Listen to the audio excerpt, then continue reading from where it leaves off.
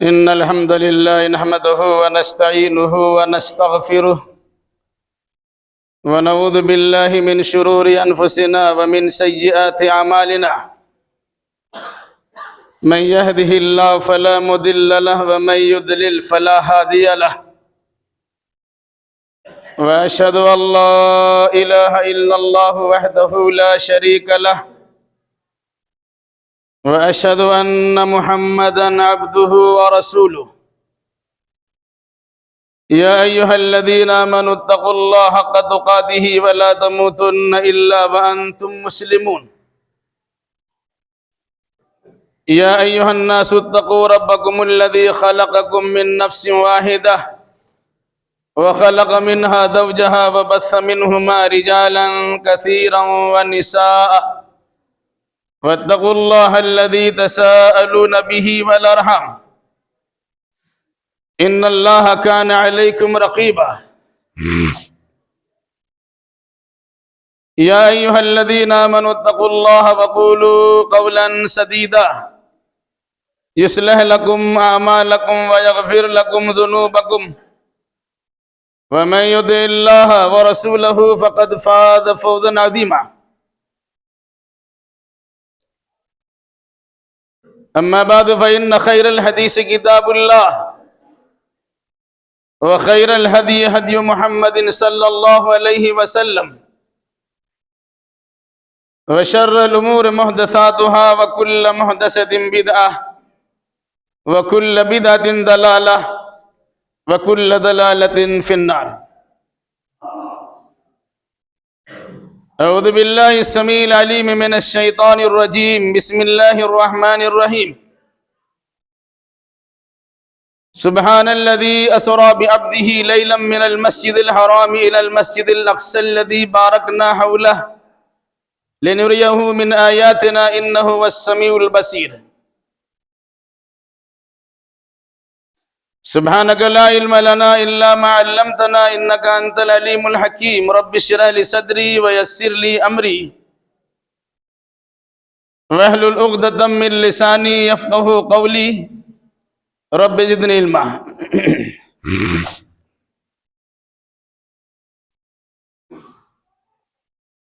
ہر طرح کی تعریف اس وحدہ لا شریک حکم الحاکمین کے لیے لائق و سزاوار ہے جس کے ہاتھ میں عزت و ذلت ہے جس کے ہاتھ میں حیات و موت ہے جو ساری کائنات کا تنہا خالق و مالک ہے درود و سلام نازل ہو جملہ انبیاء کرام علیہم السلام پر خصوصاً احمد مجتبی محمد مصطفیٰ صلی اللہ علیہ وسلم پر اللہم صلی علی محمد وعلی آل محمد كما صليت على إبراهيم وعلى آل إبراهيم إنك حميد مجيد اللهم بارك على محمد وعلى آل محمد كما باركت على إبراهيم وعلى آل إبراهيم إنك حميد مجيد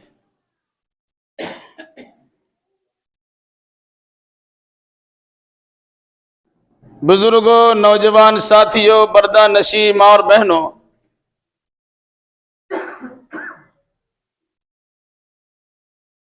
خطبہ مسنونہ کے بعد قرآن مقدس کی سورہ بنی اسرائیل کی پہلی آیت کریمہ کی تلاوت کی گئی ہے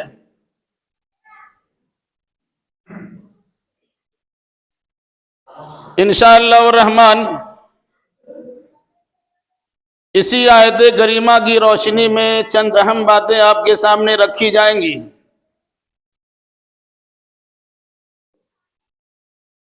اللہ ہمیں صحیح کہنے صحیح سننے صحیح سمجھنے اور صحیح باتوں پر عمل کرنے کی توفیق مرحمت فرمائے آمین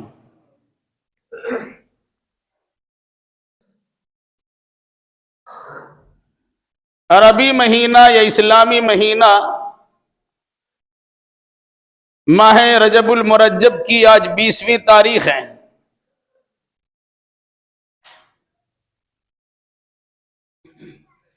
مورخین کے اکثر قول کے مطابق اس مہینے کی 27ویں تاریخ کو رسول اکرم صلی اللہ علیہ وسلم کو اللہ نے معراج کرایا تھا۔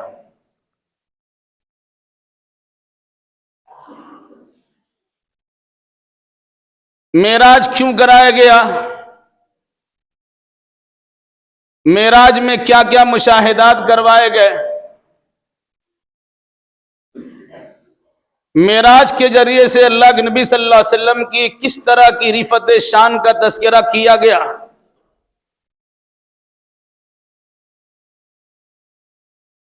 واقعہ معراج کی سماعت سے اس کا اندازہ لگایا جا سکتا ہے۔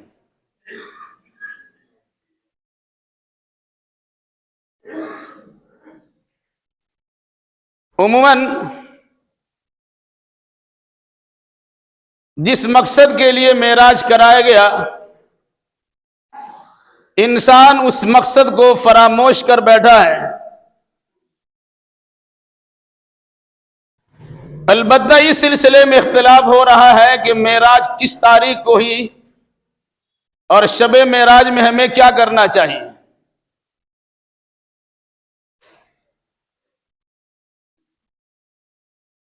جبکہ ہونا یہ چاہیے کہ جس مقصد کے لیے معراج کرایا گیا اسے مد نظر رکھا جائے۔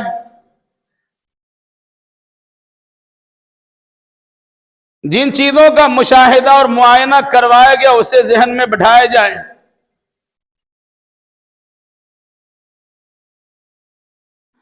اگر وہ اچھائیاں ہمارے اندر ہیں تو پھر اللہ تبارک و تعالیٰ کا شکر ادا کیا جائے، اور اگر اس قسم کی خرابیاں ہمارے اندر پائی جاتی ہیں تو اپنی اصلاح کرنے کے ساتھ ساتھ اللہ تبارک و تعالیٰ سے مغفرت کی بھیک مانگی جائے۔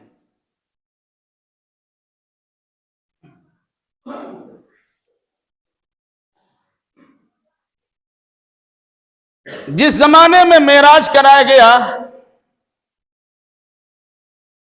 اس زمانے کے حالات پہ اگر اب غور و فکر کریں گے تو اس کا اندازہ لگانا آپ کے لیے بڑا آسان ہوگا۔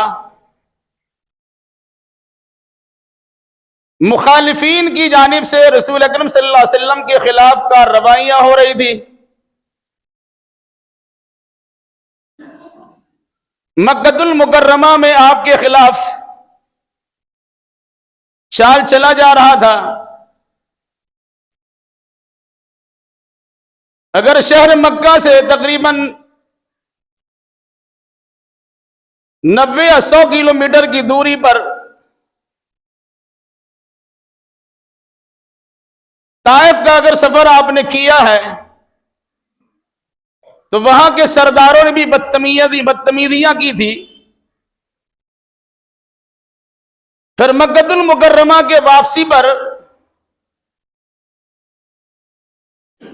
لوگوں کی جانب سے مکۃ المکرمہ سے نکالے جانے کی دھمکیاں ملنا شروع ہو گئی تھی۔ تو اللہ تبارک و تعالیٰ نے ایک جانب وادی جن میں اپنے راز ہائے سربستہ میں سے ایک اہم راز جنوں کی ایک جماعت کو بھیج دیا جو رسول اکرم صلی اللہ علیہ وسلم پر ایمان لانے کے لیے تیار ہو گئی۔ تو دوسری جانب اللہ تبارک و تعالیٰ نے یہ رفعت شان آپ کو بخشی کہ مکۃ المکرمہ سے آپ کو اٹھایا گیا، ارض فلسطین پہنچایا گیا، پھر وہاں سے دوسرا سفر کرایا گیا، 7واں آسمان کو عبور کرایا گیا، جنت و جہنم کا نظارہ کرایا گیا، اللہ کے قرب خاص میں پہنچایا گیا۔ تحفے تحائف عطا کیے گئے اور پھر رسول اکرم صلی اللہ علیہ وسلم کی واپسی کرا دی گئی۔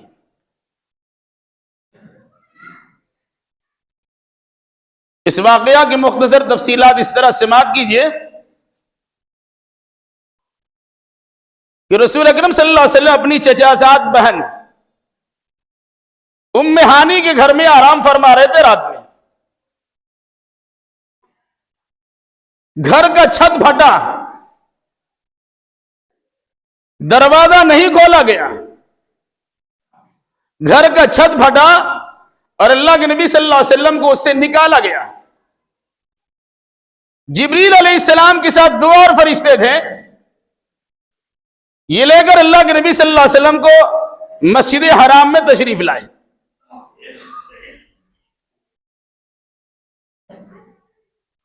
جہاں زمزم کا کنواں ہے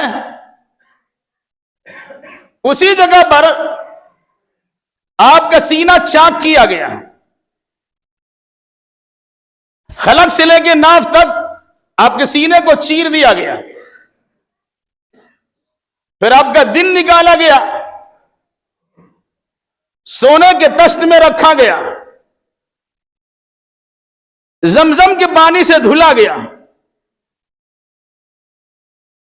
علم و حکمت اس میں رکھا گیا، اور پھر اس کے بعد اللہ کے نبی صلی اللہ علیہ وسلم کے دل کو جہاں تھا وہاں رکھا اور سرجری کر دی گئی۔ پھر وہاں ایک سواری لائی گئی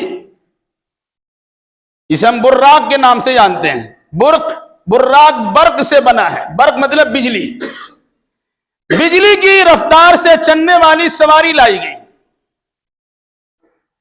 اس پر اللہ کے نبی صلی اللہ علیہ وسلم کو بٹھایا گیا، ساتھ میں جبریل علیہ السلام ہے، اور یہ سفر ان کا سلسلہ سفر کا شروع ہوا۔ حد نگاہ میں گھوڑے گیا، حد نگاہ میں سواری کی ٹاپ پر دی تھی۔ حدیثوں میں اس کی وضاحت بھی ہے کہ گدھا سے زیادہ اونچا اور گھوڑا سے زیادہ کم، تھوڑا کم، یعنی خچر کے مقدار کے برابر ایک جانور لایا گیا جو سفید اور بارونق اور خوبصورت۔ اس پر اللہ کے نبی صلی اللہ علیہ وسلم تشریف فرما ہوئے، جبریل علیہ السلام بھی بیٹھے اور سفر شروع ہو گیا۔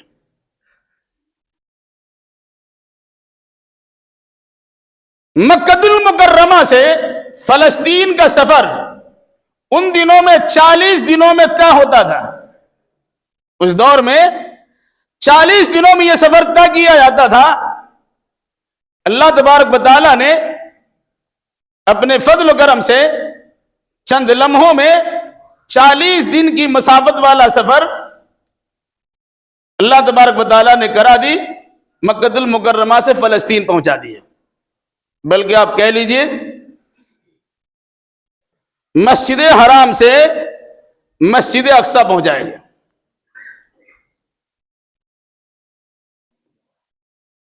چالیس دن کا سفر چند لمحوں میں، اور اسی پر بس نہیں ہے،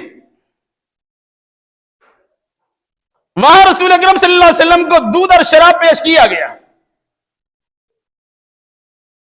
آپ نے دودھ پیا اور شراب کو چھوڑ دیا۔ جبریل امین نے بتلایا، آپ نے فطرت کی آواز پر لبیک کہا، اگر شراب پی لیتے تو آپ کی پوری امت گمراہ ہو جاتی۔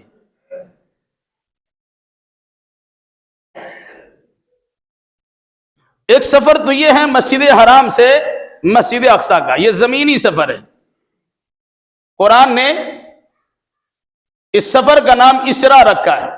اسرا راتوں رات لے جانا۔ غور کیجئے گا،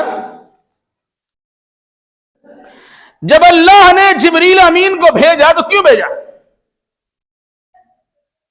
اللہ کی دعوت پر اللہ کے نبی خود چلا جانا چاہیے تھا،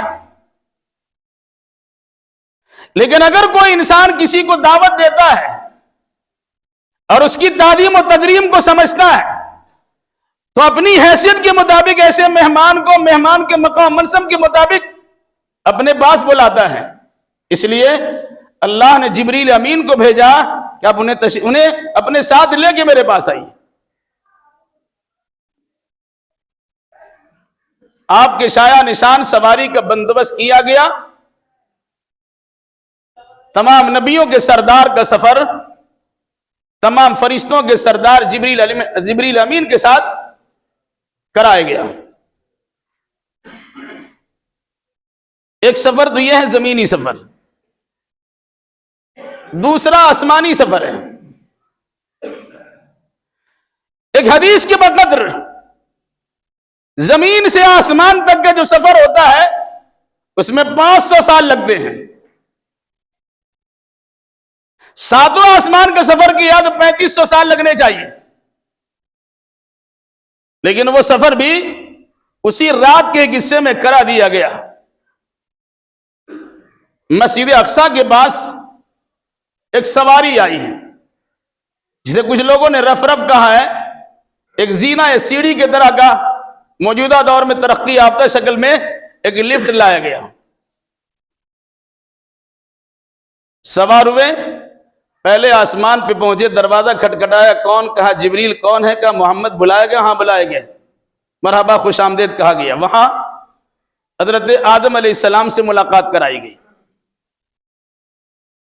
دوسرے آسمان پر حضرت یحییٰ یوسف علیہ السلام سے ملاقات ہوئی، یحییٰ و عیسیٰ علیہ السلام سے ملاقات ہوئی۔ تیسرے آسمان پر حضرت یوسف سے ملاقات ہوئی۔ چوتھے آسمان پر حضرت ادریس سے ملاقات ہوئی۔ پانچویں آسمان پر حضرت ہارون سے ملاقات ہوئی۔ چھٹے آسمان پر حضرت موسیٰ سے ملاقات ہوئی، اور 7ویں آسمان پر حضرت ابراہیم خلیل اللہ سے ملاقات ہوئی۔ سبھوں نے مرحبا، خوش آمدید کہا، اور پھر اللہ تبارک و تعالیٰ نے 7ویں آسمان پر بیت المعمور کی زیارت کروائی۔ غور کیجئے گا، اس اسرا و معراج کے سفر میں 3 مسجدوں کا تذکرہ ہے۔ ایک مسجد مسجد بنی اسماعیل کہلاتی، مان لیجئے۔ دوسری مسجد بنی اسرائیل کہلائے گی، اور تیسری مسجد مسجد الملائکہ، فرشتوں کی مسجد ہے۔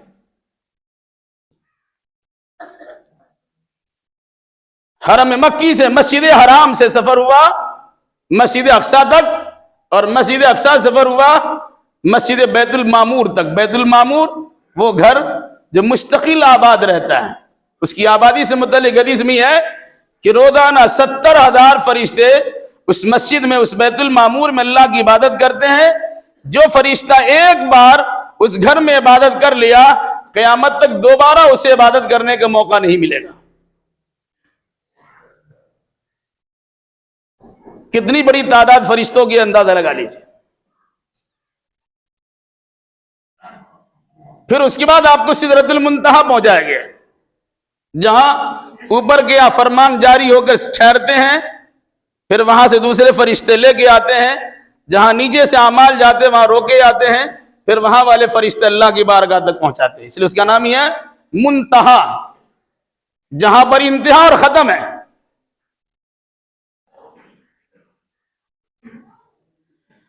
پھر اللہ تبارک و تعالیٰ سے شرف ملاقات حاصل ہوا، ملاقات کا شرف حاصل ہوا، اللہ کی بارگاہ میں پہنچے۔ کتنا قریب پہنچے؟ قاب قوسین و ادنیٰ، جس طرح تیر کمان میں دوری ہوتی ہے، اسی انداز کے فاصلے پر اللہ کے نبی صلی اللہ علیہ وسلم اللہ تبارک و تعالیٰ کی بارگاہ میں پہنچے، یعنی قرب خاص میں پہنچے۔ باتیں ہوئی اور 3 تحفے دیے گئے، انشاءاللہ اس کی تفصیل بعد میں۔ پھر اس کے بعد آپ کو جنت و جہنم کا نظارہ کرائیے۔ 2 عظیم حقیقت ہے جس پر انسان کے ایمان و عقیدہ کا انحصار ہے۔ کوئی انسان اچھا عمل کرے تو کیوں کرے؟ مقصد یہ ہے کہ وہ جنت میں جائے گا، اور اگر کوئی انسان اچھا عمل نہیں کرتا، برا عمل کرتا ہے، وہ انسان جہنم میں جائے گا۔ تو جنت و جہنم کی حقیقت سمجھائی گئی، بلکہ اللہ کے نبی صلی اللہ علیہ وسلم کو ان دونوں کا مشاہدہ اور معائنہ کروایا گیا۔ ان معائنہ میں سے کچھ باتیں اپنے ذہن میں رکھیے۔ جنت بڑی عظیم چیز ہے، لیکن اللہ تبارک و تعالی چھوٹے چھوٹے عمل پر بھی جنت عطا کر دیتا ہے۔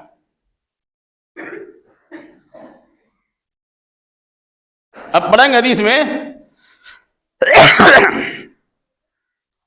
اللہ کے نبی صلی اللہ علیہ وسلم کو دکھایا گیا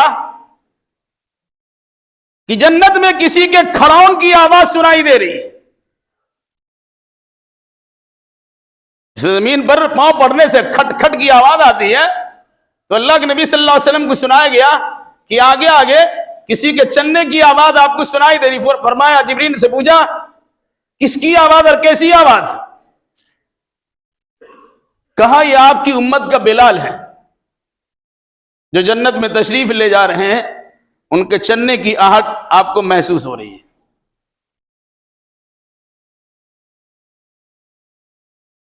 ایک خوشبو سنائی دی، بولے یہ خوشبو کہاں سے آ رہی ہے؟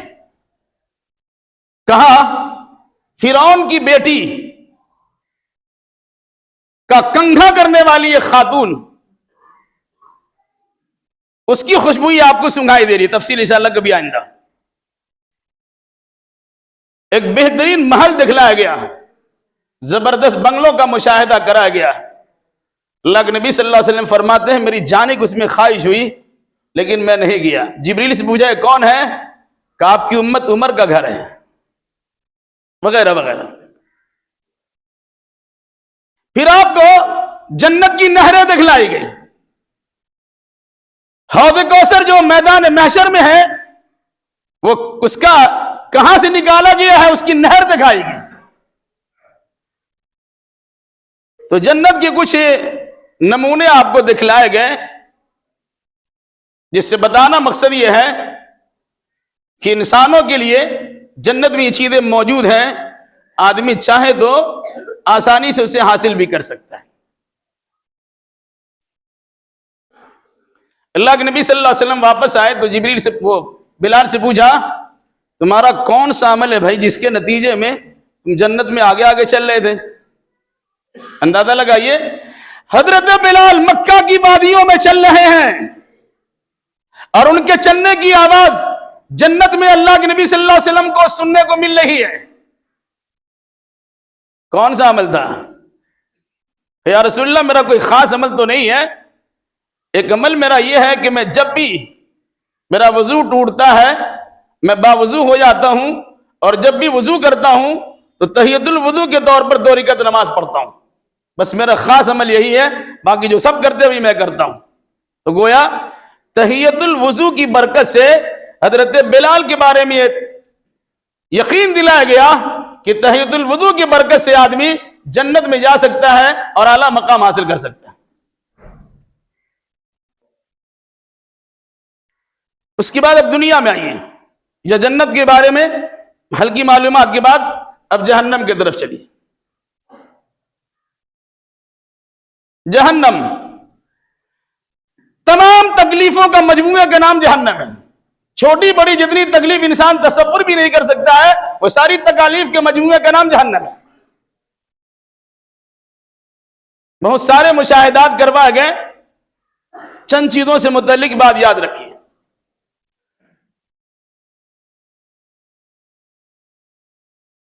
کچھ لوگوں کو دیکھا گیا کہ ان کے ناخن لوہے کے بنے ہوئے ہیں اور اس کے ذریعے سے اپنے چہرے کو اور اپنے سینے کو نوچ رہے ہیں۔ اللہ کے نبی صلی اللہ علیہ وسلم نے جبریل سے پوچھا یہ کیا ماجرا، کون لوگ ہیں؟ کہ امت کے وہ لوگ ہیں جو دوسروں کی عزت و ناموس کے پیچھے پڑے رہتے ہیں اور اس کی غیبت و چغلی کرتے ہیں اور نتیجے میں لوگوں کے سامنے بے عزت کرنے کی کوشش کرتے ہیں۔ اس کی سزا یہ ہے کہ ان کے چہرے نوچنے کو انہیں لوہے کے ناخن بنایا گیا اور اسی سے اپنے چہرے کو اور اپنے سینے کو نوچ رہے ہیں۔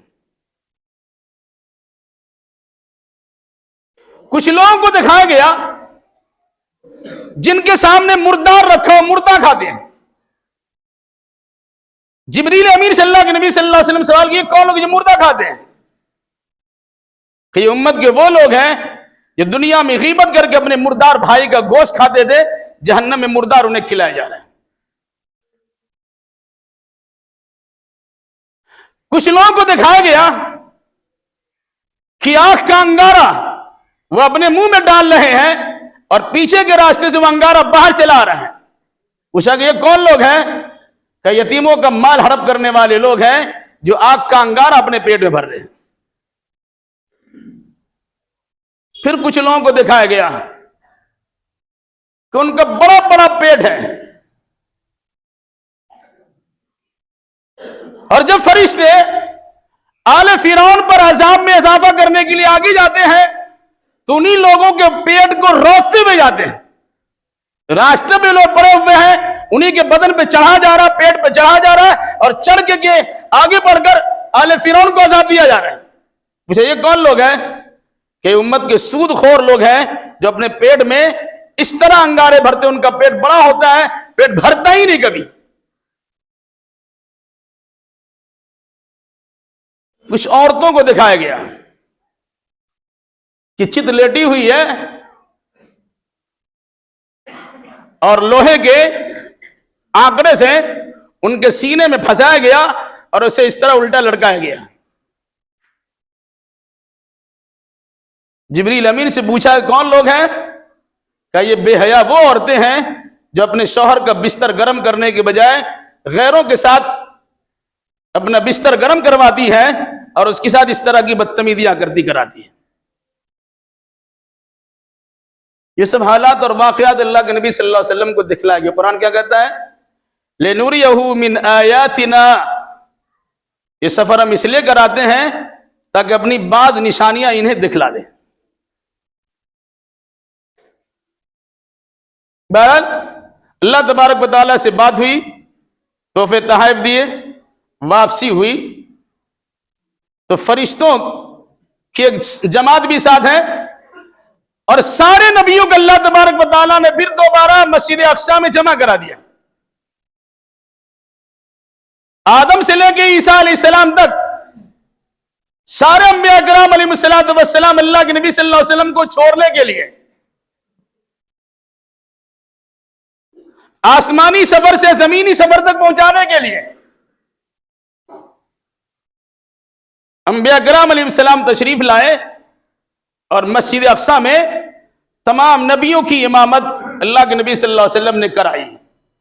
بعض لوگ کہتے ہیں فجر کا وقت تھا، یا بعض لوگ کہتے ہیں کہ تہجد کی 2 رکعت تھی،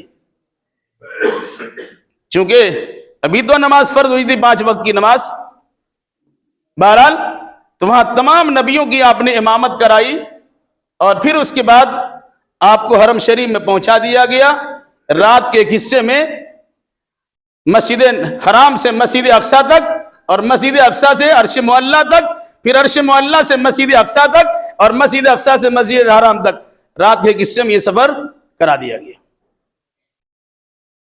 غور کیجئے گا، اسلام کی نگاہ میں مسجد کی اہمیت کیا ہے؟ اندازہ آپ کو لگے گا کہ رفعت شان چاہیے، بلندی چاہیے، اعلیٰ کردار چاہیے، اللہ کی قربت و نزدیکی چاہیے، تو مسجد سے رشتہ جوڑنا ہوگا۔ گھر میں تھے اللہ کے نبی صلی اللہ علیہ وسلم آرام فرما رہے تھے، انہیں مسجد حرام میں لایا گیا، پھر ایک مسجد سے دوسری مسجد پہنچایا گیا، دوسری مسجد سے تیسری مسجد پہنچایا گیا۔ یہ سب مساجد کا کردار سمجھ میں آتا ہے۔ اور افسوس ہے کہ مسلمانوں کی بہت بڑی تعداد کا رشتہ ناتا مسجدوں سے ٹوٹا ہوا جڑا ہوا نہیں ہے، اور جس کا نتیجہ ہے کہ غیر مسلموں کی نگاہیں مسجدوں پہ لگی ہوئی ہے، اور آئے دن کوئی نہ کوئی حادثہ اور واقعہ پیش آتا رہتا ہے جس سے مسلمان درد مند مسلمانوں کے دل چھلنی ہوتے ہیں۔ ابھی کل سے پرسوں کا ایک واقعہ آپ نے سنا ہوگا، بنارس کے گیان واپی مسجد سے متعلق شہر بنارس کی عدالت نے فیصلہ سنایا کہ یہاں مندر ہے، مندر کے انتظامات پائے گئے ہیں، اس کے جنوبی حصہ میں جو نیچے کا علاقہ ہے اس جگہ کو خاص کیا جائے، اسے یہاں کی غیر مسلموں کو دیا جائے، اور باضابطہ انتظامیہ سے کہا گیا 1 ہفتے کے اندر یہ کام شروع کرا دیا جائے۔ جس سے نیت کی خرابی کا پتہ چلتا ہے. اور جب ملی اور مسلمانوں کی تنظیموں نے سپریم کورٹ سے رابطہ قائم کیا تو سپریم کورٹ نے یہ کہا کہ ہمارے پاس ابھی فرصت نہیں ہے, اس واقعہ کو بعد میں دیکھا جائے گا. کیا سمجھ میں آتا ہے؟ جب آرام سے یہاں بیٹھے ہوئے ہیں, بنارس کی مسلمانوں کا حال کیا ہو رہا ہوگا اب اندازہ لگا سکتے ہیں. اپنے ذاتی گھر کے لیے تو مسئلہ نہیں تھا, وہ اللہ کے گھر کے لیے معاملہ ہے. بابری مسجد کا معاملہ ختم ہوا نہیں کہ دوسرا سلسلہ شروع ہو گیا.